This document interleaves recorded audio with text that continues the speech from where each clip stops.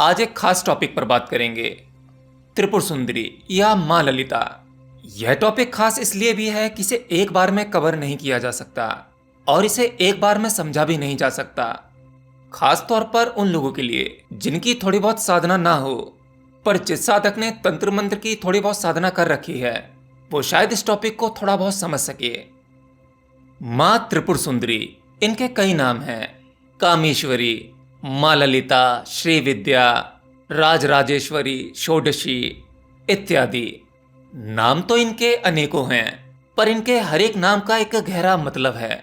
त्रिपुर सुंदरी सदैव 16 वर्ष की दिखती हैं, उनकी उम्र कभी नहीं बढ़ती। देखिए, सामान्य मंत्रों को तो केवल मंत्र ही बोला जाता है, पर जो मां ललिता या कहूं त्रिपुर सुंदरी के जो मंत्र हैं उन्हें श्री विद्या बोला जाता है। जैसे आपने श्री यंत्र देखा होगा, उस यंत्र की शक्ति का जो स्रोत है उसे त्रिपुर सुंदरी बोला जाता है। वैसे तो शक्ति के कई रूप हैं, लेकिन इसे मुख्यतः 3 रूप में समझाया गया है। एक तो है शक्ति, दूसरी आदि शक्ति और तीसरी आदि पराशक्ति। अब यहां शक्ति का कंपैरिजन मत समझना, छोटा या बड़ा मत समझना, अपनी अपनी जगह तीनों का लेवल एक ही है। अब अगर शक्ति को सिंप्लीफाई किया जाए तो शक्ति का अर्थ यह है कि जब मां ने तरह तरह के अवतार लिए, मां चामुंडा, मां दुर्गा, मां काली, इन मां के कई अवतारों को इसे हम शक्ति कहते हैं। दूसरा आदि शक्ति या जिसे हम मां शक्ति कहते हैं, वह स्वयं पार्वती हैं। अब आदि पराशक्ति, इसका मतलब जो ब्रह्मा विष्णु महेश हैं उनके प्रारूप भाव के लिए जो जिम्मेदार है, जिस शक्ति में से ये त्रिदेव का अस्तित्व आया, अर्थात तो उस आदि पराशक्ति का जो साकार रूप है, यही तीनों त्रिदेव हैं, ब्रह्मा विष्णु महेश। तो आदि पराशक्ति का यह साकार रूप है।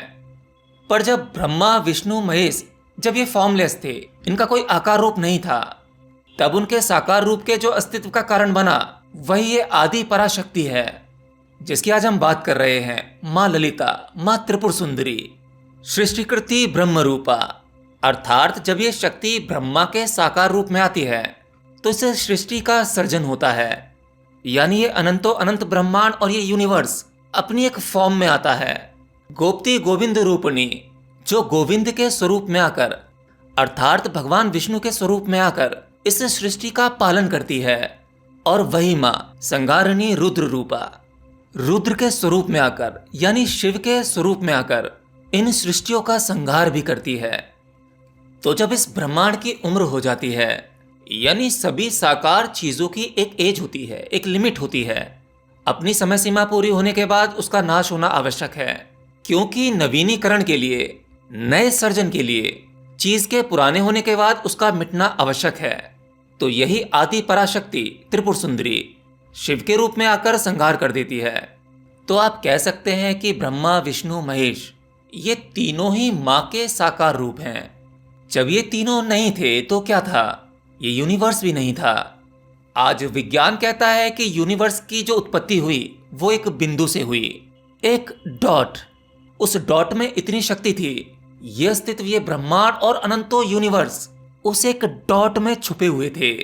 उसी एक डॉट में मां त्रिपुर सुंदरी का निवास बताते हैं, जिसे समझने के लिए आप श्री यंत्र को देख सकते हैं, जो श्री विद्या का ही यंत्र है।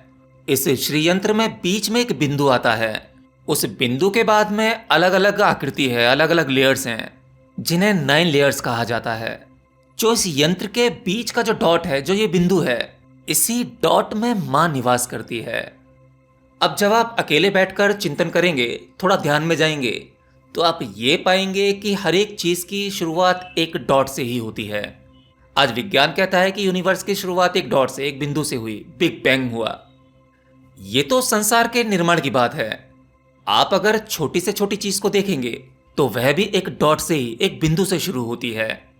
हमारा तुम्हारा इतना बड़ा जो शरीर है, यह भी एक बिंदु से बना है, स्पर्म, जिसे यौगिक भाषा में शुक्र बीज कहते हैं। शुक्र से ही शुक्राणु कहा जाता है। फीमेल के अंदर शौनिक बीज, जो फीमेल के एग होते हैं। तो मेल का हो गया शुक्र बीज और फीमेल का हो गया शोणित बीज। तो अगर ये बीज ना हो तो क्रिएशन असंभव है।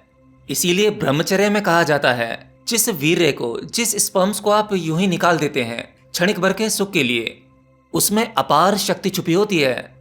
अभी वो बीज है तो हमें निष्क्रिय मालूम पड़ता है, बेजान मालूम पड़ता है, लेकिन जब वो बीज गर्भ में पलता है और जन्म लेता है, वो शिशु बड़ा होकर पूरे संसार को बदलने की हिम्मत रखता है, बशर्ते कि वह अपनी शक्ति को पहचान सके। एक विशाल वृक्ष जो आकार में मनुष्य से भी बहुत बड़ा होता है। अब सोचो, इतना बड़ा वृक्ष केवल एक छोटे से बीज में छुपा हुआ है। एक बट वृक्ष, जिसे आप बरगद का पेड़ कहते हैं या बनियान ट्री, अगर आप उसका बीज देखोगे तो वो इतना छोटा होता है कि उसे अपनी आंखों से ठीक से प्रयास करने पर ही देखा जा सकता है। पर उस नन्हे से बीज में कितना बड़ा वृक्ष छुपा हुआ है, जिस पर और हजारों जीवन बनते पनपते हैं। बहुत से कीट पतंगे पक्षी उस वृक्ष पर रहते हैं। तो उस बीज में जो शक्ति छुपी हुई है, जो एक आकार लेती है, एक विशाल आकार लेती है, उस आकार के होने का कारण भी यही त्रिपुर सुंदरी है।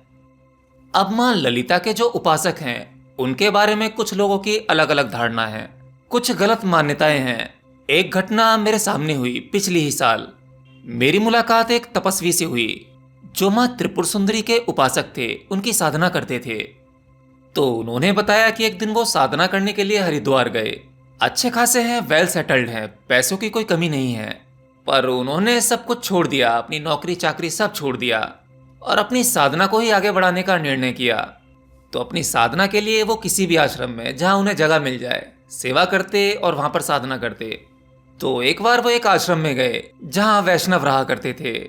वैष्णव मतलब जो विष्णु या श्री कृष्ण को मानते हैं। अब हमारे जो मित्र हैं जो वहां साधना करने गए थे, उन्होंने कहा कि मुझे यहाँ कुछ दिन रहने की आज्ञा चाहिए। अगर आप आज्ञा दें तो मैं यहाँ पर रहकर अपनी साधना कर सकता हूँ। फिर उस आश्रम के जो मैन लोग थे जो वहां रहते थे, उन्होंने कहा ठीक है, तुम साधना कर सकते हो, पर उससे पहले ये बताओ कौन सी साधना करते हो तुम, या किस साधना के लिए आए हो, किस संप्रदाय से हो। उन्होंने कहा कि मैं माँ ललिता या त्रिपुर सुंदरी की साधना करता हूँ, तंत्र मंत्र की साधना करता हूँ। तब वो जो वैष्णव थे उन्होंने कहा कि नहीं, फिर तो नहीं हो सकता, क्योंकि हम लोग तो वैष्णव समाज से हैं, हम विष्णु की उपासना करते हैं, उनकी पूजा पाठ करते हैं। उसके बाद हमारे मित्र ने कहा कि आपके आश्रम के जो अथॉरिटी पर्सन हैं, मेरी उनसे एक बार मुलाकात कराइए। उनके बीच में बातचीत हुई। उन्होंने समझाया कि माँ ललिता या त्रिपुर सुंदरी और विष्णु जी ये अलग अलग नहीं हैं। भगवान श्री कृष्ण जो विष्णु का ही अवतार हैं, उनको भी हमेशा 16 साल का दिखाया गया है, जो कभी बूढ़े नहीं होते। हालांकि ये एक सांकेतिक अर्थ है। कहते हैं कि भगवान श्री कृष्ण इतने सुंदर थे कि गोपियां और महिलाएं उन्हें देखकर खो जाती थीं, उनकी सुंदरता में डूब जाती थीं और उन्हीं की ओर खींची चली जाती थीं। वो अपनी सुध-बुध खो देती थीं। और मां ललिता या त्रिपुर सुंदरी को भी 16 साल का ही दिखाया गया है। तो भगवान विष्णु या भगवान श्री कृष्ण उस पराशक्ति का ही पुरुष रूप हैं। उस शक्ति के बिना ये हो ही नहीं सकते थे। क्योंकि अवतार का अर्थ क्या है भाई? भगवान श्री कृष्ण ने भी एक सामान्य तरीके से ही जन्म लिया था। जो जन्म लेने का प्रोसेस है जिससे हम मनुष्य पैदा हुए, पृथ्वी पर आने का उनका भी वही तरीका था। अवतार का मतलब ये नहीं कि कोई चीज ऊपर से आकर प्रकट हो गई हो। अवतार का अर्थ होता है जब शक्ति, आदि शक्ति या पराशक्ति किसी मनुष्य या मानव का साकार रूप लेकर इस पृथ्वी पर जन्म लेती है, वही अवतार कहलाया जाता है। एक अर्थों में जितनी भी फॉर्म वाली चीजें हैं, जिनकी फॉर्म है, चाहे वो मनुष्य हो, जीव जंतु हो, पेड़ पौधे हैं, ये भी अवतार ही हैं। पर वो अवतार जो स्वयं को खोए हुए हैं, नींद में हैं, जागे नहीं हैं। हम में और भगवान श्री कृष्ण या राम में केवल इतना ही फर्क है कि वो जागृत अवस्था में हैं, उन्हें शक्ति का बोध है। आप इसे थोड़ा चिंतन करके ऐसे भी समझ सकते हैं। गौतम बुद्ध, जिन्हें आज हम भगवान बुद्ध कहते हैं, उन्हें भी विष्णु का अवतार कहा गया है। पर वो बुद्ध होने से पहले क्या थे? वो थे सिद्धार्थ। पर जब उन्हें निर्वाण की प्राप्ति हुई तब वो बने भगवान। ऐसे ही महावीर, महर्षि रमन, जो सामान्य मनुष्य की तरह पैदा हुए, सामान्य मनुष्य की तरह जिए और कुछ तप योग साधनाएं करके उन्होंने अपने मूल स्वरूप को पहचाना और जाना कि ये जो शरीर में लेकर आया हूं, जिस शरीर में मैं निवास करता हूं, ये नष्ट होता है। इस शरीर द्वारा कमाई गई चीजें भी नष्ट हो जाती हैं। जब तक हमारे शरीर का अस्तित्व होता है तभी तक रिश्ते, नाते, समाज, संसार होता है और साथ ही संसार की बहुत सारी टेंशन है। पर जब व्यक्ति आत्मज्ञान को पा लेता है तब उसके लिए समस्त संसार मिथ्या हो जाता है, केवल एक खेल, और वह व्यक्ति बन जाता है अवतार। खेल से याद आया कि यह संसार भी खेल ही है, जिसे लीला कहा जाता है। इसका कोई उद्देश्य नहीं है। यह सब कुछ होने से पहले बस एक शक्ति थी, वो पराशक्ति, जिससे त्रिदेव उत्पन्न हुए। शिव की इच्छा हुई, यानी कामना हुई, ये संसार रूपी लीला करने के लिए। और आज इस संसार को, इस ब्रह्मांड को व्यवस्थित करने के लिए यही तीनों शक्ति काम में आती हैं। किसी भी चीज में ये तीनों ही मैकेनिज्म काम करते हैं। इसे मैंने पहले भी एक वीडियो में समझाया है। तो हर एक चीज का क्रिएशन इसी मां शक्ति के कारण हुआ है। त्रिपुर सुंदरी या मां ललिता, आप किसी भी नाम से पुकारें। और इनकी उपासना या पूजन मंत्र, तंत्र या यंत्र किसी से भी किया जा सकता है। यहां सिद्धियों का भंडार है। संसार की कोई भी सिद्धि हो, किसी भी प्रकार की सिद्धि, वो इनसे बाहर नहीं है। सब कुछ इसी में समाया है, इस एक डॉट में। बाकी इस विषय के बारे में जितना भी बोला जाए वो कम पड़ जाएगा। इस विषय को समझने के लिए बहुत गहराई है। उन गहराइयों में उतरने के लिए आपके अंदर वो समझ भी होनी चाहिए, क्योंकि ऐसे बहुत से शब्द हैं, ऐसी लैंग्वेज, ऐसी भाषा, जिसको समझना और मेरे लिए समझा पाना थोड़ा सा मुश्किल है।